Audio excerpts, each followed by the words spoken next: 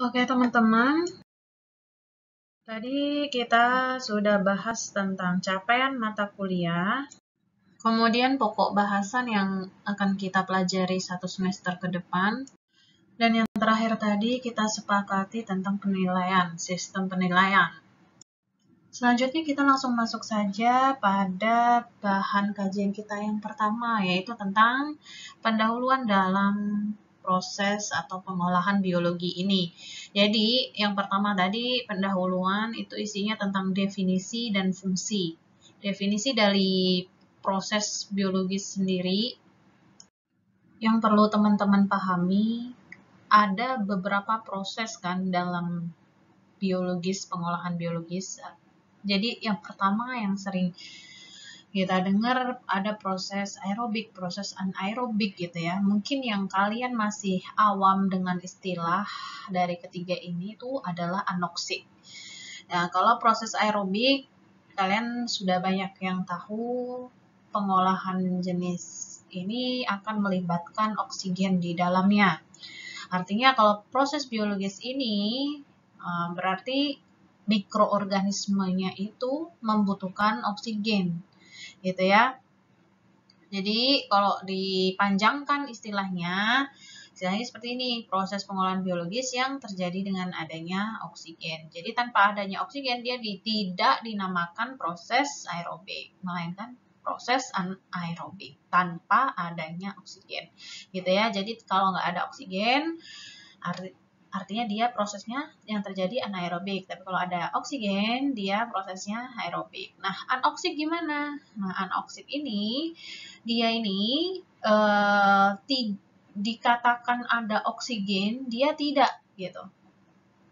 Tapi dia ada unsur O di dalam satu senyawa tersebut. Contoh, nih, proses di mana nitrogen, nitrat itu kan NO3- gitu.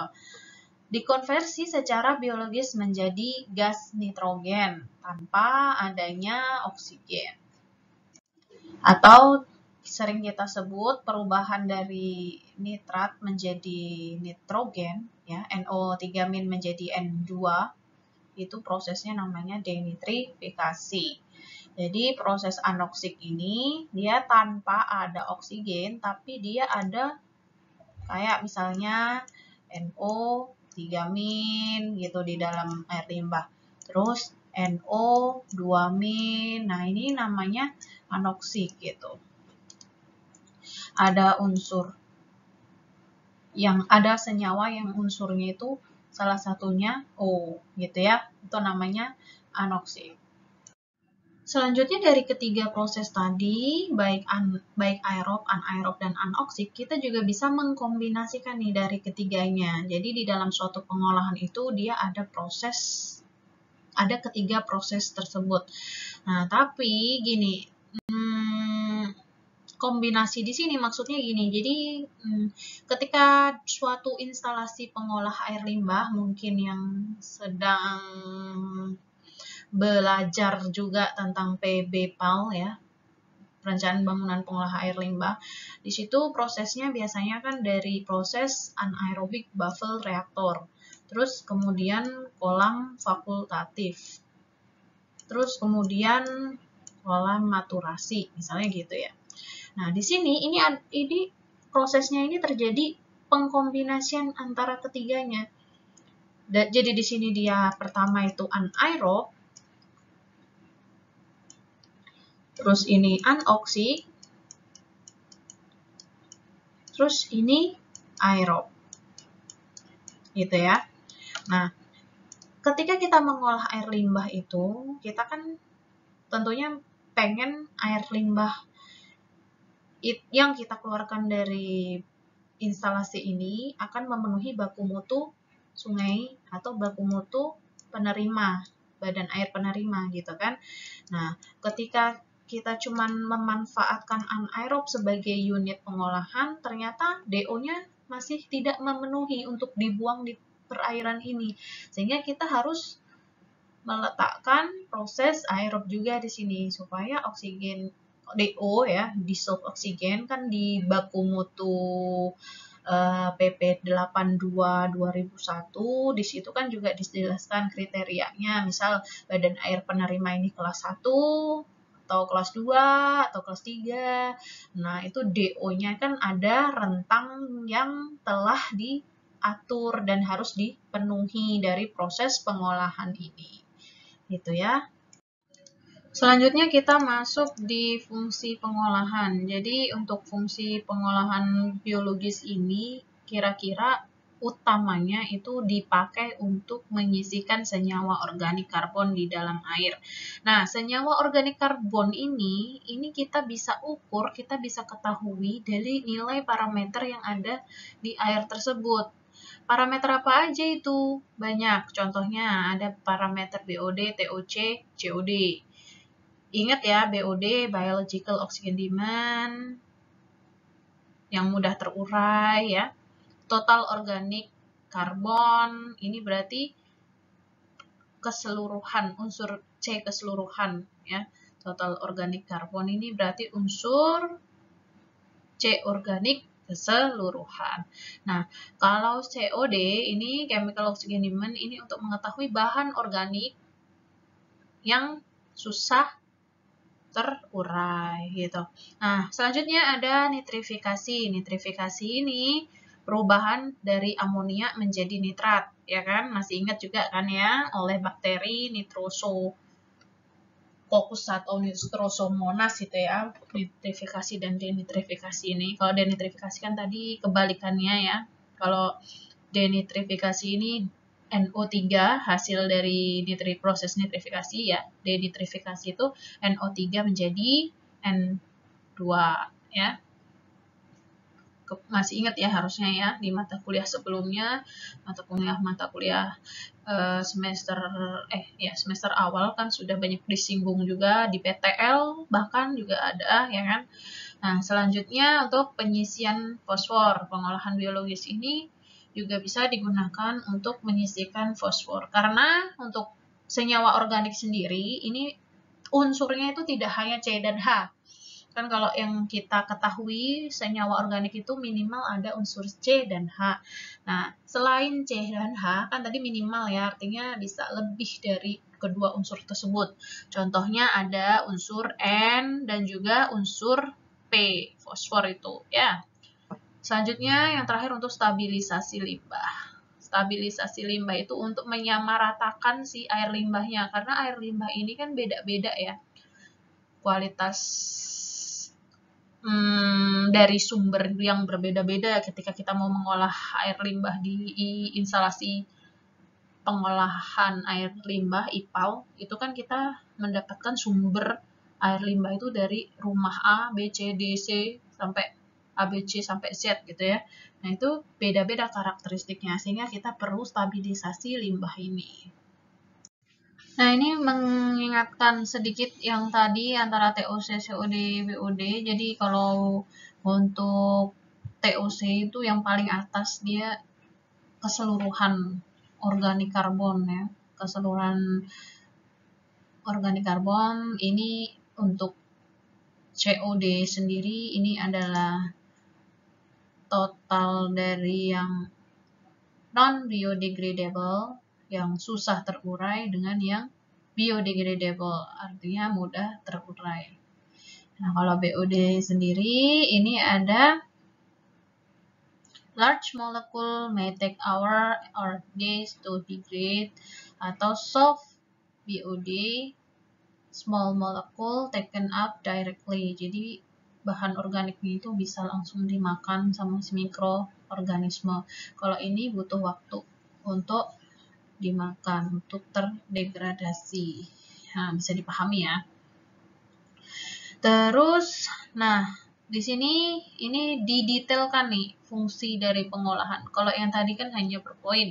Nah, di sini didetailkan fungsi dari pengolahan biologis yang sering kita tahu itu biasanya kita gunakan istilah untuk bahan organik itu penyebutannya yaitu substrat. Jadi substrat ini adalah senyawa organik ya. senyawa organik atau nutrien yang dirubah pada pengolahan biologis atau sebagai pembatas dalam pengolahan biologis. Pembatas di sini artinya si mikroorganisme itu tidak bisa tidak bisa tumbuh kalau si substrat ini habis. Itu. Senyawa organik ini habis atau nutrien ini habis. Jadi ketika nanti grafik menunjukkan senyawa organik atau nutriennya turun, maka si mikroorganismenya itu juga dalam grafik nanti akan menurun lama-kelamaan gitu. Bisa dipahami ya untuk senyawa organik dan juga untuk nutrien ini. Nah, terus untuk penyisian BOD carbonaceous. Nah, ini adalah konversi biologi senyawa organik karbon dalam air buangan menjadi jaringan sel dan produk akhir gas-gas. Jadi dari BOD ini ya, BOD ini BOD ini atau kita sebut senyawa organik ya. Jadi senyawa organik tadi kan kita bisa lihat dari parameter BOD-nya ya, nilai berapa nilai parameter BOD-nya. Nah, ketika senyawa organik ini dikonversi menjadi jaringan sel dan produk akhirnya itu gas ya. Gas di sini kan macam-macam ya, ada N2 gitu kan. Atau gas amonia gitu ya. Itu tandanya terjadilah proses biologis itu terjadi di dalamnya. Artinya si mikroorganisme itu memakan si senyawa organik ini, BOD-nya kan turun. Nah, ketika BOD-nya turun, ini akan terbentuk terbentuk jaringan sel baru. Kan jaringan sel itu kan berarti mikroorganismenya itu tumbuh gitu loh, ya, bisa dipahami ya. Jadi ketika mikroorganisme ini memakan si BOD atau dengan kata lain BOD-nya ini menjadi turun ya, si jaringan sel atau si mikroorganismenya ini tumbuh. Terus juga produk akhir gas-gasnya ini juga jadi kelihatan gitu. Jadi di sini kan konversi dan dibilangnya konversi biologi senyawa organik karbon menjadi jaringan sel dan produk akhir. Jadi ketika kita tuliskan mungkin konversinya menjadi seperti ini. BOD dikonsumsi oleh mikroorganisme menjadi tumbuh gitu ya. Ini berkurang BOD-nya, mikroorganismenya tumbuh dan gas-gas nitrogen di dalamnya juga meningkat gitu. Nah, nanti gas-gas nitrogen yang ada di dalamnya akan mengalami proses nitrifikasi dan juga proses denitrifikasi. Nah, proses nitrifikasi ini sedikit mengingatkan ya, jadi kalau dari gas-gas nitrogen tadi, dia akan berubah menjadi amonia dan juga amonium. Nah, ketika amonia dan amonium ya, berubah menjadi nitrit, kemudian nitrat, itu dinamakan proses nitrifikasi. Nah, sebaliknya ketika si nitrat berubah menjadi N2, maka ini dinamakan proses denitrifikasi. Gitu. Jadi dari proses mulai dari substrat tadi sampai ke nitrifikasi atau denitrifikasi itu adalah proses yang terjadi atau proses biologis ya yang terjadi di dalam air limbah tersebut. Sampai pada akhirnya nanti dari kandungan N di dalam air limbah itu, kandungan N itu maksudnya nutrien, menjadi berkurang karena dimakan ya nutrisinya sama si mikroorganisme. Nah, lambat laun siklusnya nilai N-nya itu akan turun. gitu. Dan tidak hanya N ya tadi ya, ada juga P ya, nutrisi itu. Nah, selanjutnya ini stabilisasi. Stabilisasi ini senyawa organik dalam lumpur dari bak pengendap pertama dan pengolahan biologis limbah distabilisasi. Artinya yang tadi ya, kita samakan nih kualitas atau parameternya apa, kualitasnya itu dihomogenkan gitu di bak pengendap pertama. Jadi ketika masuk nih dari sumber ke instalasi pengolah air limbah itu kan diawali dengan bak pengendap pertama. Nah, di bak pengendap pertama itu fungsi dari bak pengendap ini dia juga stabilisasi, menghomogenkan dari air limbah yang berasal dari banyak sumber gitu. Oke, gitu ya, dan kondisinya juga diatur di dalam stabilisasi ini. Mau prosesnya itu terjadi secara aerob atau mau terjadi secara anaerob gitu ya. Selanjutnya kita masuk ke proses-proses pengolahan dalam biologis, proses pengolahan biologis ini ya, dasar-dasarnya. Jadi dasar pengolahan biologis ini ada dua. Yang pertama dari si mikroorganismenya atau mikrobiologi, proses mikrobiologinya ya. Yang kedua itu dari rekayasa reaktornya atau tempat terjadinya proses pengolahan biologis tersebut, itu namanya reaktor. Gitu. Dilihat dari peran mikroorganismenya atau mikrobiologinya itu seperti yang saya jelaskan sebelum-sebelumnya. Jadi si mikroorganisme ini ya, ini akan menyisihkan BOD terlarut ya. BOD terlarut ini disisihkan, terus partikulat karbonisius ini juga disisihkan, terus juga mikroorganisme ini sebagai stabilisasi senyawa organik dalam air buangan. Nah, selanjutnya proses peranan mikroorganisme ini dia akan mengoksidasi atau dia akan mengkonversi si senyawa organik ini, si BOD ini ya, menjadi produk akhir yang sederhana dan biomasa baru. Kalau dituliskan dalam persamaan reaksi di sini senyawa organik itu maksudnya BOD ya, plus O2 plus NH3 plus PO43-. Ini akan menjadi senyawa baru ya, biomasa baru, dan juga produk akhir yang sederhana. Produk akhir yang sederhana ini yang dimaksud yaitu CO2, H2O gitu. Sel-sel baru ini sama kayak ini ya, sel-sel yang dimaksud itu ya sel-sel untuk pembentuk mikroorganisme itu. Nah, O2, NH3, PO43-, ini disebut nutrien ya. Disebut sebagai nutrien, dan nutrien ini dihasilkan dari proses, bisa jadi dari proses senyawa organik yang berubah menjadi ini ya, yang terurai menjadi amonia, atau mungkin dalam bentuk nitrat juga bisa, dalam bentuk nitrit juga bisa gitu. Banyak ya, nutrien tuh jenisnya banyak.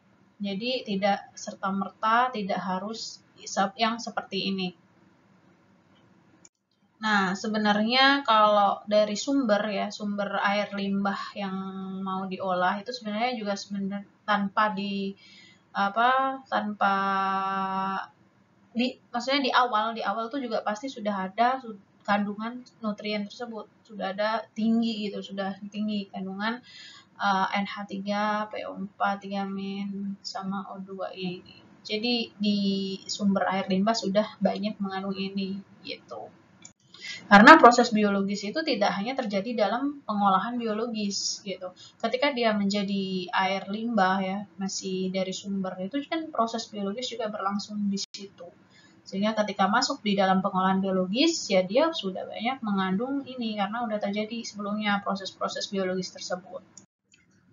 Selanjutnya, kalau untuk proses pertumbuhan si mikroorganisme ini bisa dilakukan secara tersuspensi ataupun pertumbuhan secara lekat.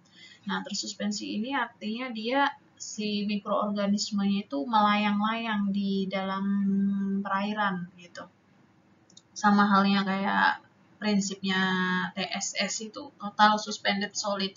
Total suspended solid itu juga di dalamnya itu bukan hanya total suspended solid dari bahan organik, dari padatan, tapi maksudnya padatan yang ini ya, air kotoran atau polutannya, tapi juga dari padatan mikroorganismenya ini gitu. Makanya di air limbah itu kan kandungan TSS-nya itu tinggi karena memang di situ selain ada polutan ya, polutan air limbah, dia juga ada ini mikroorganisme yang tersuspensi tersebut. Oke, jadi gitu intinya kalau pertumbuhan tersuspensi, dia ini mikroorganismenya melayang-layang, dan kalau pertumbuhan lekat, ini proses pertumbuhan lekat itu mikroorganismenya itu melekat pada media, gitu ya, melekat pada media. Jadi misalnya digambarkan ini tersuspensi itu kayak gini, ini air ya, mikroorganismenya itu dia melayang gitu ya, tersuspensi di airnya. Tapi kalau melekat, dia kayak gini, misalnya ada medianya, media filternya misal terbuat dari apa gitu ya, bahan bio, bisa jadi dari biotekstil mungkin, terus biobol berarti bentuknya bola medianya ya. Nah, itu dia menempel nih, atau sarang tawon, banyak ya media pertumbuhan mikroorganisme. Media tuh ya ini tempat untuk melekatnya si mikroorganisme itu. Nah, ini nih biasanya kayak bahannya itu terbuat dari batu, bisa juga dari ampas, keramik, atau plastik gitu ya. Nah, selanjutnya proses yang terjadi bisa juga dengan kombinasi. Jadi kombinasi di sini artinya dia gabungan dia, si mikroorganismenya bisa tersuspensi juga bisa melekat. Gitu ya. Jadi ada media juga gitu ya, dan mikroorganismenya tidak hanya nempel di media tapi dia juga tersuspensi. Oke, selanjutnya lagun. Lagun ini dia istilah lainnya itu yang sering kita dengar adalah kolam atau pond atau danau gitu ya. Jadi prosesnya ini, proses pengolahan biologis atau proses biologisnya itu terjadi di dalam suatu kolam atau danau. Nah, ini adalah contoh dari reaktor dengan pertumbuhan mikroorganisme yang tersuspensi. Ini skalanya skala besar, jadi skala di lapangan, di instalasi pengolah air limbahnya. Nah, kalian juga bisa tuh melakukan skala laboratorium. Kan kita nanti ada praktikum, ya kan? Praktikum pengolahan biologis, kita bikin mikroorganisme tersuspensi, nanti reaktornya itu simple aja, kayak dari ember gitu. Enak sebenarnya praktikum ini biologis ini, karena dia cuman numbuhin bakteri di ember gitu ya. Dan kalau tersuspensi sama terlekat itu nanti lebih lama numbuhin bakteri itu dilekat. Kalau tersuspensi ini lebih mudah dia. Nah, kalau dilekat itu yang susah, butuh waktu lebih lama. Jadi untuk praktikum pengolahan biologis ini nanti kemungkinan kita pakai yang tersuspensi aja mikroorganismenya. Nah, ini kalau contoh yang terlekat atau biasa kita sebut dengan attached crude reaktor. Nah, ini mikroorganismenya itu tumbuhnya itu nempel di medianya ya. Ini media filter atau media reaktornya. Dan dia itu terlihat seperti lendir gitu, lapisan lendir. lapisan lendir kan licin dia. Jadi ketika dia udah attach atau udah nempel ya si mikroorganismenya itu di media, itu tandanya si media itu kalau kita pegang dia permukaan medianya ini kayak ada lendirnya atau licin-licin gitu. Nah, lapisan lendirnya itu biasanya juga itu disebut dengan lapisan biofilm atau bioreaktor film tetap film ya. Biofilm itu lapisannya itu, lapisan lendirnya. Bisa dimengerti ya? Oke, selanjutnya selain dari yang tersuspensi, reaktor tersuspensi, reaktor terlekat, ini juga ada plug flow reaktor. Jadi plug flow reaktor tuh bentuknya seperti ini, dia tertutup kayak pipa gitu, tertutup kayak pipa gitu. Nah, biasanya plug flow reaktor itu mungkin dipakai ketika kita akan mengalirkan air limbah gitu. Jadi misalnya nih dari rumah-rumah itu kan mau dibawa ke IPAL. Nah, itu yang membawa, yang menyalurkan itu kan pipa ya kan. Nah, disitulah mungkin dia dinamakan plug flow reaktor. Jadi di dalam pipa tersebut terjadi proses reaksi reaksi antara mikroorganisme dengan si polutan itu tentunya ya. Nah, ini terjadi gradien konsentrasi substrat maupun biomasa di sepanjang aliran dalam reaktor. Nah, dispersi substrat dan biomasa ini seragam ya, uniform. Artinya dia ini kenapa bisa uniform, kenapa bisa seragam? Karena dia ini tertutup reaktornya, sehingga tidak ada faktor luar yang mempengaruhi. Berbeda dengan tersuspensi dan terlekat tadi. Tersuspensi dan terlekat tadi dia terbuka keadaan reaktornya ya kan, terbuka. Sehingga akan banyak faktor luar yang mempengaruhi karena ada cahaya matahari atau mungkin dia terjadi hujan sehingga terjadi pengenceran di dalam air limbahnya gitu ya. Beda faktor luarnya itu juga dapat mempengaruhi reaksi yang terjadi di dalamnya. Sehingga ketika dia tertutup seperti ini, maka dia akan seragam tuh semuanya. Karena tadi tidak ada yang mempengaruhi. Bisa dimengerti ya. Nah, ini ya, arahnya itu seperti ini. Dia bidangnya ini tegak lurus. Bidangnya ini tegak lurus dengan arah aliran. Ya, tegak lurus itu seperti ini. Dan key in ini adalah debit masuk, CA ini konsentrasinya ya, konsentrasi airnya ini yang masuk.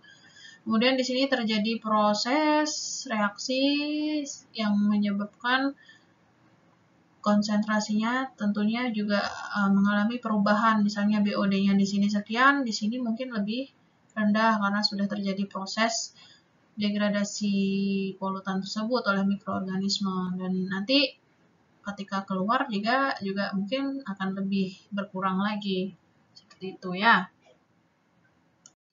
Tapi sebenarnya untuk plug flow reaktor ini dia jarang digunakan untuk air limbah. Dia biasanya itu gas, pencemarnya itu berupa gas karena dia ini pipa reaktornya ini bertekanan gitu ya. Seringnya digunakan industri-industri gitu dalam untuk mereaksikan sesuatu, dan ini tidak hanya jarang untuk pengolahan biologis sih sebenarnya. Istilah plug flow reaktor ini jarang digunakan dalam pengolahan biologis gitu. Oke, selanjutnya ini untuk reaktor pertumbuhan tersuspensi itu dia terbagi lagi, ada CSTR, ada yang SBR. Nah, kita bahas yang CSTR dulu ya. CSTR kalau kita lihat dari kepanjangannya Continuous Stirred Tank Reactor. Continuous itu dia continue, stirred itu dia aduk ya, pengaduk itu. Tank itu tangki, reaktor ya reaktor. Jadi reaktor tangki berpengaduk yang continue. Continue di sini maksudnya alirannya itu terjadi secara continue, secara terus-menerus. Dan ini adalah reaktor yang paling banyak digunakan karena reaktor ini tadi kan prosesnya mengalir secara kontinu. Artinya dia mengalir secara terus-menerus sehingga tidak ada penumpukan air limbah yang akan diolah. Itu yang membedakan dengan satunya, SBR, sequencing batch reactor. Kalau batch itu dia tidak ada aliran, jadi air limbah itu dari awal hingga akhir dia sama, nggak ada yang masuk lagi, nggak ada yang keluar lagi, nggak ada yang baru gitu. Air limbahnya itu volumenya tetap dan sumbernya itu tetap. Nah, kalau ini kan dia mengalir terus-menerus, bisa dipahami ya. Nah, karena reaktor ini tuh berpengaduk ya, stirred, dia mempunyai pengaduk, maka reaktor jenis ini tuh bisa menghomogenkan si air limbahnya. Konsentrasinya itu jadi seragam di semua bagian reaktor. Gimana tuh kalau misalnya nggak ada pengaduknya? Kalau nggak ada pengaduknya, nanti si mikroorganismenya pasti mengendap kan? Kalau mengendap jadinya proses pengolahannya itu tidak terjadi secara merata pada air limbah gitu ya. Nah, kalau digambarkan itu seperti ini reaktor sistem CSTR ini. Jadi ini reaktornya ya. Reaktor ini ada influen yang masuk, influen itu air limbah yang masuk. Kemudian setelah reaktor ini terisi penuh, maka air limbah ini akan keluar gitu ya, akan ada yang keluar. Ini namanya effluent. Jadi ini continue, itu yang dimaksud adalah alirannya ini berjalan terus, masuk terus diolah terus keluar gitu. Dan untuk sistem CSTR ini yang lebih berperan itu ya dalam efisiensi penurunan polutannya, efisiensi proses pengolahannya.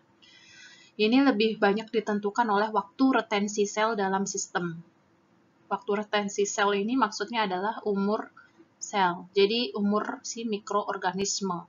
Ketika umurnya panjang si mikroorganisme itu, maka dia akan baik gitu, efisiensinya ini akan tinggi, efisiensi mereduksi polutannya ya.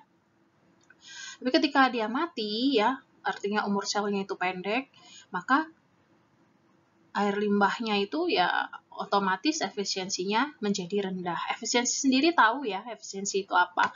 Jadi gini, misalnya di dalam influen ya, di dalam air limbah yang masuk itu mempunyai konsentrasi, C ini konsentrasi ya. C ini konsentrasi, Q ini adalah debit. Efisiensi yang dimaksud ini ketika misalnya konsentrasi COD gitu ya, COD lah ya kita contohkan 1000 mg per liter. Nah, efisiensi yang mau diharapkan ya, efisiensi yang terjadi di dalam proses ini kita harapkan tuh 70%. Artinya gimana artinya? Artinya dari pengolahan ini efisiensinya kan 70%, maka yang masuk ini polutan 1000 ini akan direduksi sebanyak 70%. Dan otomatis ketika kita hitung effluentnya menjadi 300 mg per liter. Ini tadi konsentrasi COD-nya. Gitu ya. Dan untuk melihat efisiensi proses pengolahan sistem CSTR ini, di sini dijelaskan lebih banyak ditentukan oleh waktu retensi sel daripada waktu detensi hidrolis. Nah, tadi waktu retensi sel kalian udah paham ya, mikroorganismenya ya berarti. Nah, kalau waktu detensi hidrolis itu adalah lamanya air limbah itu berada di dalam reaktor. Jadi ketika air limbah masuk ya, dia ini masuk dan berada di dalam reaktor ini berapa lama. Nah, itu yang dimaksud dengan waktu detensi hidrolis. Waktu detensi hidrolis ini kita bisa dapatkan dari efisiensi yang kita harapkan. Jadi ketika nih kita mau mengolah air limbah nih dengan efisiensi 70%. Nah, berapa nih waktu yang dibutuhkan? Waktu yang dibutuhkan si air limbah itu harus ada di dalam reaktor ini itu berapa lama? Nah, itu waktu detensi yang dimaksud waktu detensi ya. Nah, tapi sebenarnya waktu detensi untuk setiap unit pengolahan itu sebenarnya sudah banyak yang meneliti gitu kan. Sudah banyak di pedoman, buku-buku pedoman untuk perancangan unit-unit IPAL, contohnya di buku-buku PU gitu ya, SNI gitu. Yang belajar PBPAL, yang lagi belajar PBPAL pasti tahu ya nanti ya berapa kriteria waktu detensi yang biasa digunakan untuk unit ini gitu. Nah, tapi misalnya nih, kalian tidak tahu nih kriteria yang sudah diatur. Nah, kalian mau melakukan penelitian sendiri, menentukan waktu detensi yang tepat gitu ya, dengan efisiensi sekian gitu ya. Ya nggak apa-apa, jadi nanti kita harus meneliti dulu misalnya dengan sistem batch dulu yang nggak ada kontinu, yang nggak ada alirannya gitu ya. Batch di sini kayak gini. Nah, ini reaktor sistem batch, dia nggak ada aliran yang masuk dan nggak ada aliran yang keluar. Jadi dari awal penelitian hingga akhir penelitian itu volumenya ya ini gitu. Air limbahnya itu ya ini. Jadi beda dengan yang tadi. Yang tadi itu kan dia kontinu itu alirannya itu air limbah yang masuk itu akan dikeluarkan gitu ya. Dan kita bisa tahu nih waktu detensi yang tepat dalam pengolahan biologis itu kapan. Kita bisa uji coba dengan sistem batch dulu yang pertama nih.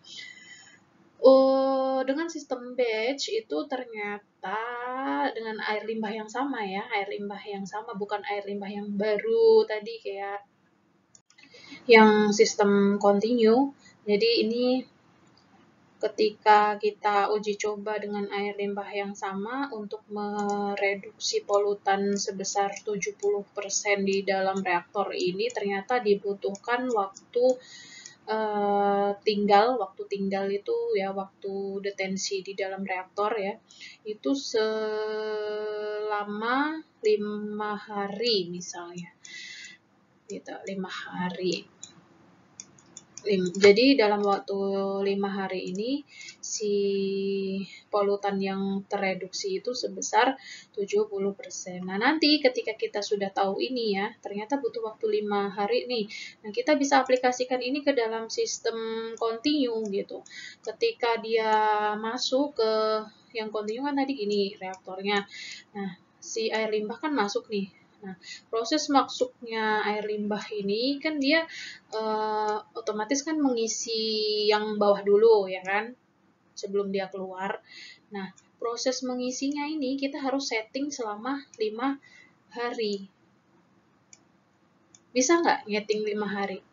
Ya, nyeting 5 harinya itu berarti dari mana caranya?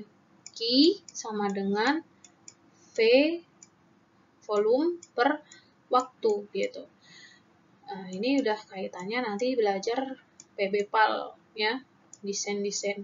Nah, air limbah ini kan diketahui, jadi sumber air limbahnya itu debitnya berapa gitu dari rumah-rumah itu ya. Nah, terus atau kalau dari penelitian ya berarti penelitian kalian yang sistem kontinu tadi debitnya berapa kan bisa diatur juga ya skala lab. Kalau yang dari rumah-rumah itu kan skala lapangan, skala besar gitu ya. Kalau dalam penelitian ya kalian bisa kecilkan debitnya gitu. Nah,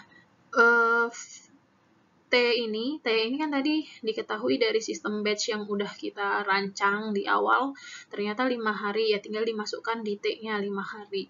Nah, nanti ketemu V-nya, volume.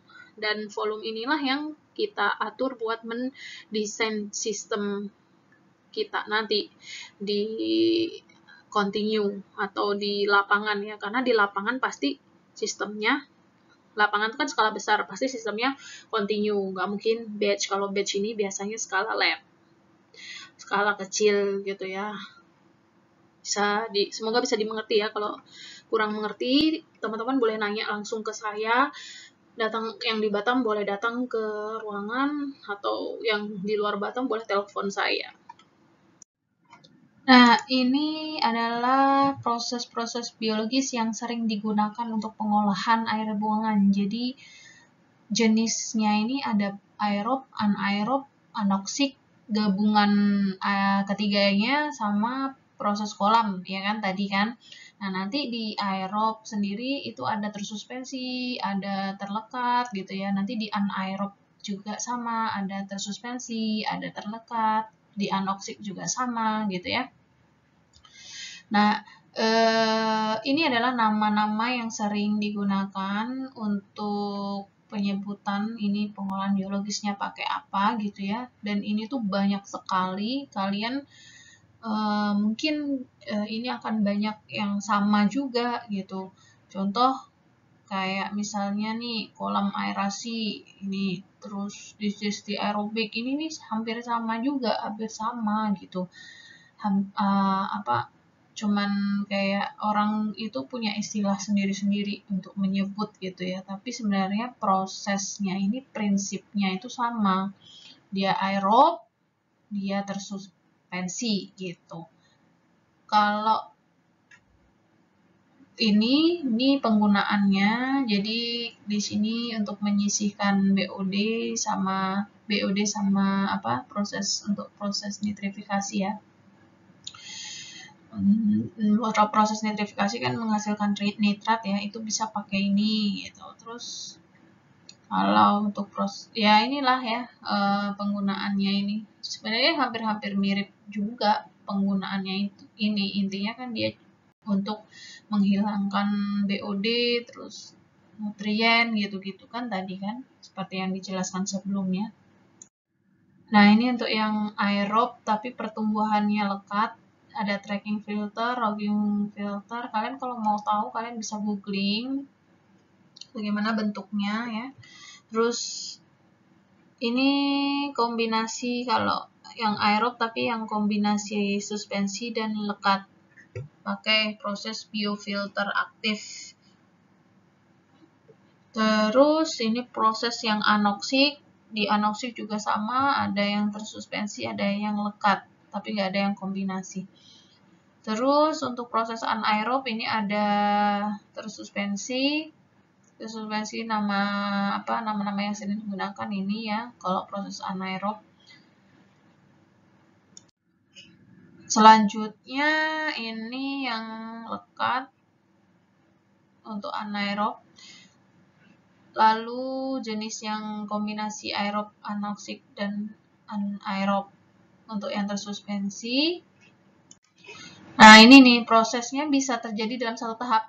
Yang sebelumnya saya jelaskan itu kan dia dari beberapa tahap ya. Jadi kayak gini kan yang saya gambarkan tadi. Nah, kalau yang satu tahap ini berarti dia gini. Posisinya dia gini, panjang gitu ya. Nah, tapi dia di sini nih anaerob, di sini anoksik, di sini aerob. Kenapa begitu? Karena dia kontak dengan udara luar, jadi yang di sini aerob. Semakin ke sini dia semakin oksigennya semakin hilang. Jadi yang bersisa hanya tinggal ikatan-ikatan oksigen dengan nitrogen itu, nitrit dan nitrat itu ya, yang di sini. Nah, sampai di bawah dia udah yang anaerob, nggak ada oksigen sama sekali. Itu, ini yang satu tahap, kalau ini yang beberapa tahap. Kemudian untuk yang proses kolam, ini ada kolam aerobik, kolam maturasi, kolam fakultatif, kolam anaerob. Ini biasanya dalam instalasi pengolahan air limbah atau ya instalasi pengolah air lindi misalnya ya, lindi dari TPA gitu, itu dia pakai proses ini. Jadi yang pertama itu dia anaerob ya, dalam mendesain suatu IPAL tuh pertama dia anaerob, kolam, terus fakultatif, terus maturasi, terus aerob. Gitu. Banyak sekali ya proses-proses pengolahan biologis yang sering digunakan tadi. Nah, sekarang saya beri tugas untuk teman-teman harus mencari satu artikel dari Google Scholar tentang proses pengolahan biologis. Judulnya nggak boleh sama antar teman ya. Nggak boleh sama satu anak, satu aja artikelnya, dan tidak boleh sama. Nanti di artikel tersebut kalian tentukan dalam proses pengolahan biologis yang digunakan, itu dia menggunakan sistem apa? Aerob kah, anaerob kah, atau anoksik atau gabungan gitu. Terus yang kedua kalian tentukan juga prosesnya itu terlekat atau tersuspensi atau gabungan ya. Terus kalian tentukan juga di dalam artikel itu misalnya dijelaskan dia itu continuous atau batch ya, kalian harus tuliskan itu juga. Tapi kalau nggak dijelaskan ya, di dalam metodenya nggak dijelaskan, ya udah nggak usah yang continuous sama batch-nya. Terus tapi harusnya kalian bisa sih, harusnya dijelaskan sih kalau continuous batch itu. Nah, carilah ya yang artikel yang bagus, yang lengkap gitu metodenya, sehingga kalian nggak susah-susah menerka itu sistemnya bagaimana. Nah, satu lagi sama parameter yang diuji gitu ya. Jadi di dalam artikel itu yang mau dihilangkan itu apa parameternya. Oke, nggak boleh sama ya, ingat ya, kalau sama nanti nggak dinilai dua-duanya. Gitu. Makasih. Sekian dulu penjelasan dari saya. Selamat malam, selamat sore, selamat bertugas. Semangat!